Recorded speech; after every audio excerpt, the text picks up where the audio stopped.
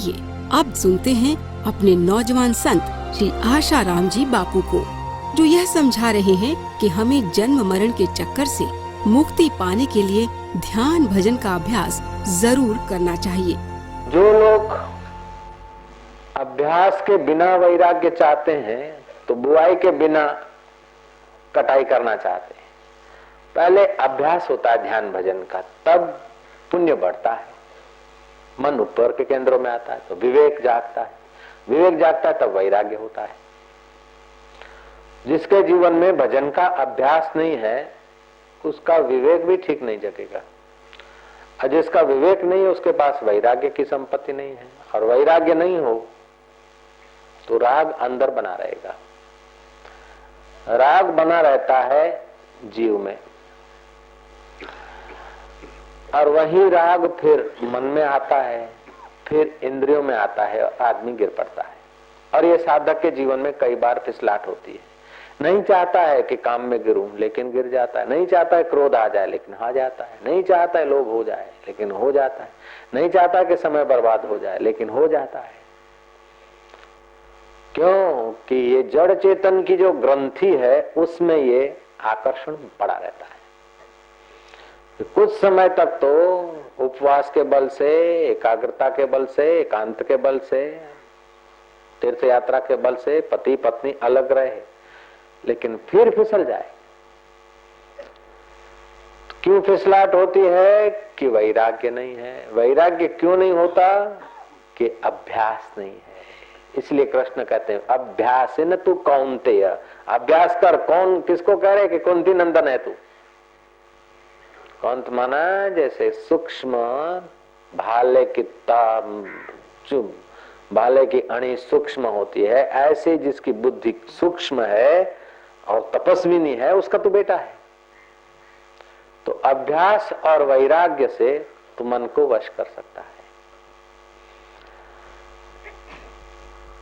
तो जो खाम खा का वैराग्य धारण कर लेते हैं, उपवास कर लिया, खाना पीना आधा कर दिया, नंगे पैर चलते हैं, उबाल के पानी पीते हैं, एकदम कड़ा कठिनाई से व्रत रखते हैं, अभ्यास तो नहीं होता लेकिन वैराग्य का खूब भाव दिखाते हैं, तो एक प्रकार का अहंकार आ जाता है कि हम संसारी थोड़े हैं।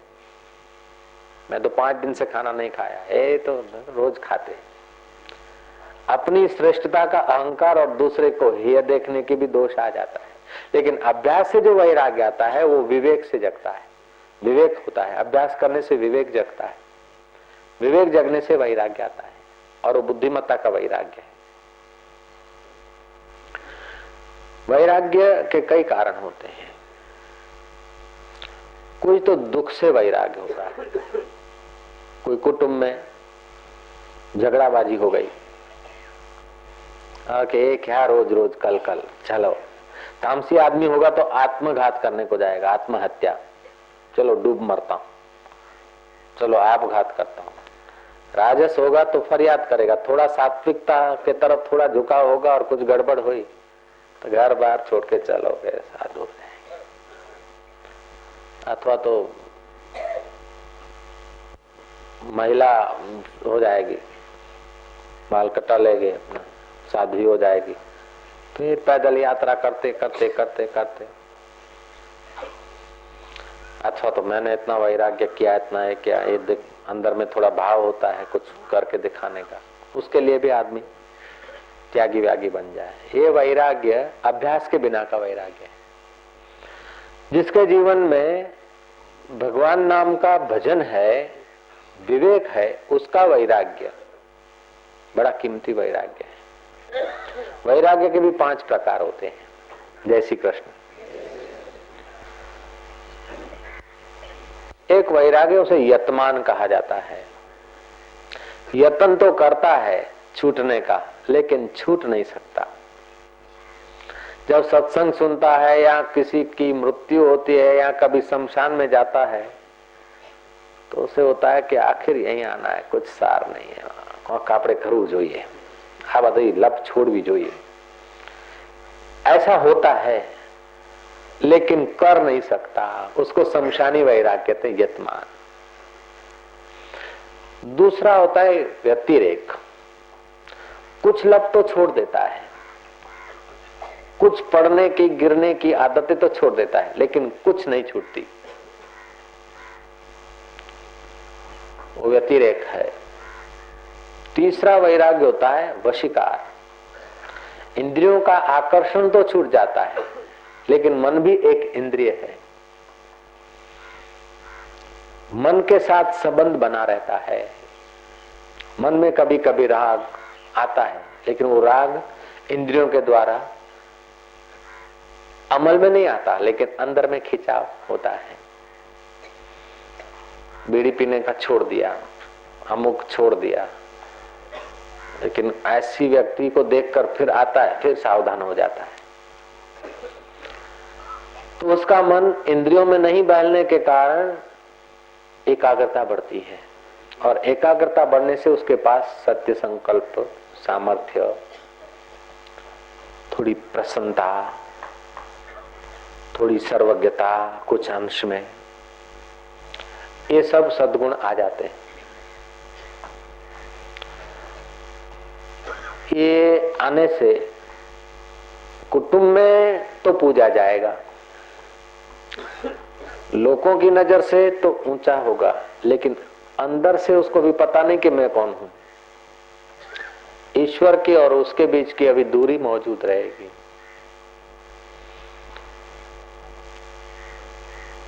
तो कभी कभी वाहवाही करने वाले मिल गए तो उसका वो वैराग्य का जो बल है, अभ्यास के बल से वैराग्य, वो अभ्यास छोड़ देगा तो फिर वो आ जाएगा नीचे। इसीलिए साधन भजन छोड़ना नहीं चाहिए जब तक साक्षात्कार न हो। भागवत में कथा थी पुंडरीक की, भगवान आके खड़े हैं, तभी भी पुंडरीक ने माता पिता की सेवा नहीं छोड़ी। भगवान वो कहते हैं कि प्रभु ठहरो जरा, जिस सेवा के बल से, जिस सत्कर्म के बल से आप आए, वो तो सत्कर्म मेरा भी पूरा होने दो। भगवान थक गए तो केड़ पर हाथ रखे हैं, और पुंडरीक ने ईंट उठा के दी है कि आराम करो। ऐसी कथा भी हम लोगों ने सुनी है। तो इतना वैराग्य होने पर भी साधन नहीं छोड़े, अभ्यास करता रहे। यत्मान, व्यतिरेक और वशीकार, ये 3 अवस्था हो गई वैराग्य की। चौथा होता है अपर वैराग्य। उसमें आनंद रहता है, शांति रहती है, विषयों के तरफ आकर्षण नहीं रहता, लेकिन एकाग्रता हुई, एकांत में रहे तो शांति, आनंद रहा। वो शांति, आनंद और एकाग्रता का उससे भी वैराग्य हो जाए तो फिर सर्वव्यापक परमात्मा में प्रतिष्ठा होती है। उसको पर वैराग्य बोलते हैं। मद भक्ति लभते पराम, जिसको परा भक्ति प्राप्त हो गई, जैसे मक्खन, दही में से मक्खन निकल गया तो फिर वो मक्खन छाछ में पड़ा रहे तो कोई हरकत नहीं। लोहे का टुकड़ा तुमने उठाकर साफ सुथरा करके रख दिया अलमारी में, लेकिन वहां भी हवाएं उसको काट चढ़ा देगी। वही लोहे का टुकड़ा, लोहे की पुतली, उसको तुमने पारस का टच करा दिया, स्पर्श करा दिया तो सुवर्ण बन गई। अब चाहे तुम गटर में डाल दो तो भी उसको काट नहीं चढ़ता। जब पर वैराग्य प्राप्त हो जाए, पराभक्ति मिल जाए, फिर चाहे संसार में राज्य करे, चाहे भिक्षा मांगकर जीवन यापन करे, चाहे उपदेश दे, चाहे समाधि करे, फिर उसको काट नहीं चढ़ता। उसकी मति पर ब्रह्म में प्रतिष्ठित हो जाती है। बड़े बड़े कार्य करने पर भी उसको बर्डन नहीं होता, टेंशन नहीं होता, वो जीवन मुक्त महापुरुष हो जाते हैं। जैसे शंकराचार्य थे, बड़े बड़े काम किए, फिर भी कर्तृत्व भाव नहीं आया। हकीकत में ऐसी ऊंची अवस्था पाने के लिए हम लोगों का मनुष्य जन्म हुआ है, लेकिन अभ्यास नहीं करते हैं। अभ्यास क्यों नहीं करते? कि विवेक का उपयोग नहीं करते हैं। अगर विवेक का उपयोग करें कि हम जो कुछ कर रहे हैं, जो कुछ पा रहे हैं, आखिर उसका फल क्या? हमारे पास जो कुछ है और जो कुछ दूसरा पाएंगे, धन, मकान, यश, ये वो, अगर ईश्वर को नहीं जाना तो अंत में फिर क्या? इस प्रकार का विवेक जब तक नहीं होगा ना, तब तक वैराग्य नहीं आएगा, अभ्यास में रुचि नहीं होगी। तो ये क्यों होता है कि अभ्यास की वैराग्य की कमी है, और अभ्यास वैराग्य की कमी, विवेक नहीं जगा। विवेक क्यों नहीं जगा? कि सत्संग में नहीं गए। बिनु सत्संग विवेक न होवई। सत्संग में क्यों नहीं गए? कि राम की कृपा नहीं मिली। राम की कृपा क्यों नहीं मिली? कि जीवन में दीक्षा नहीं मिली, दिशा ठीक नहीं मिली, कहाँ जाना और कहाँ न जाना।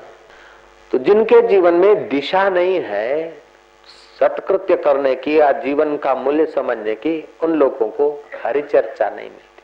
बिनु सत्संग विवेक न हो। सत्संग के बिना विवेक नहीं होता। और राम कृपा बिनु सुलभ न सोई। ईश्वर की कृपा के बिना सत्संग सुलभ नहीं होता है। जब सत्संग मिल जाए और सत्संग पचने लगे तो आदमी को विवेक वैराग्य की प्राप्ति होती है। अभ्यास करता है। अभ्यास भी कई प्रकार का होता है। कार्य करने के पहले विश्रांति होती है, कार्य करने के बाद विश्रांति होती है। तो कार्य भी विश्रांति के लिए ही किया जाता है, न कि जंजाल बढ़ाने के लिए। काम करने के पहले आराम होता है, काम पूरा होने के बाद भी आराम होता है। तो काम भी आराम करने के लिए किया जाता है। तो कार्य करने का ढंग अच्छा हो तो कर्म की जाल से आदमी छूट जाएगा। सोचने का ढंग अच्छा हो तो सोच विचार करने वाले मन के जाल से छूट जाएगा। निर्णय करने का ढंग अच्छा हो तो बुद्धि बाई की पकड़ों से आदमी छूट जाएगा। तो ईश्वर ने हमको क्रिया शक्ति दी है, तो ऐसे कर्म करे कि कर्म के बंधनों से छूटे। परमात्मा ने हमें विचार शक्ति दी है, तो ऐसा विचार करे कि अविचार से छूट जाए। और परमात्मा ने हमने बौद्धिक निर्णय दिया है, तो ऐसा निर्णय करे कि देह को मैं मानकर जन्म मरण के चक्कर में न जाए, लेकिन जहां से मूल उठता है उसकी दिशा मिल जाए तो हमारा कल्याण हो जाए। तो भगवान कहते असंशय महाबाओ मने वायुरी दुष्कर्म। मन दुष्कर तो है, लेकिन अभ्यासेन तू कौन्तेय वैराग्येन गृह्यते। अभ्यास और वैराग्य से ये मन वश होता है। जो मन तीसरे नंबर के वैराग्य में आता है, त्यों उसका अद्भुत सामर्थ्य आने लगता है। प्रसन्नता, सुख, कई दूसरी योग्यताएं बढ़ने लगती है। न देखे सुने पढ़े हुए शास्त्रों का रहस्य भी उसके द्वारा निकल आता है। वर्षों तक बाह्य पढ़ाई पढ़े, लेकिन कुछ वर्ष तक अभ्यास और वैराग्य करे तो बाह्य पढ़ाई वाला बाह्य रह गया, वो बहुत आगे निकल जाएगा। तो अभ्यास वैराग्य सचमुच में आपका परम धन है। इसलिए अभ्यास का आदर करो।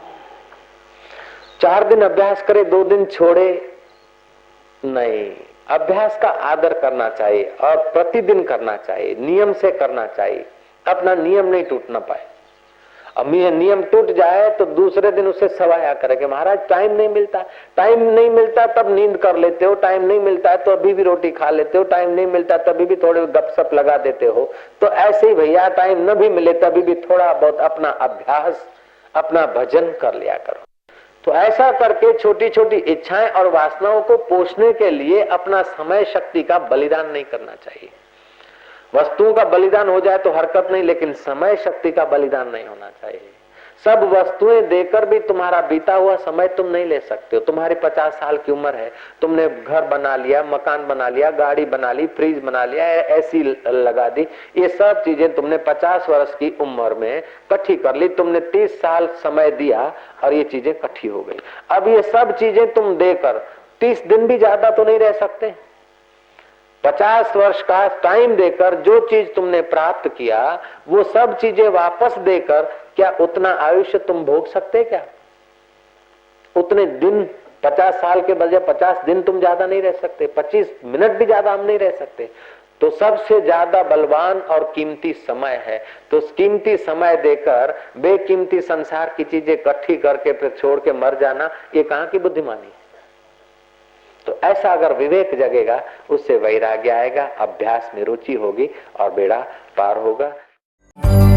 पूज्य बापूजी के जीवन उपदेशों और योग लीलाओं पर आधारित आध्यात्मिक मासिक वीडियो मैगजीन ऋषि दर्शन पाएं अपने एंड्रॉइड फोन पर, जिसमें आप पाएंगे पूज्य बापूजी की ज्ञान भक्ति योग से संपन्न अमृतवाणी, शास्त्रों का गूढ़ रहस्य, व्रत त्योहारों का आध्यात्मिक महत्व, बापूजी के कहीं न प्राप्त होने वाले दुर्लभ सत्संग, संकीर्तन और हर ऋतु में स्वस्थ रहने के उपाय, पूज्य बापूजी के मंगलमय दर्शन व संदेश, आश्रम व समितियों द्वारा चलाए जा रहे सेवा कार्य और कैसे गुरु कृपा से पाते हैं भक्त, सब कुछ। इजी साइन अप मोबाइल पर ही हर महीने ऋषि दर्शन को डाउनलोड अथवा प्ले करें। Easy payment and easy membership.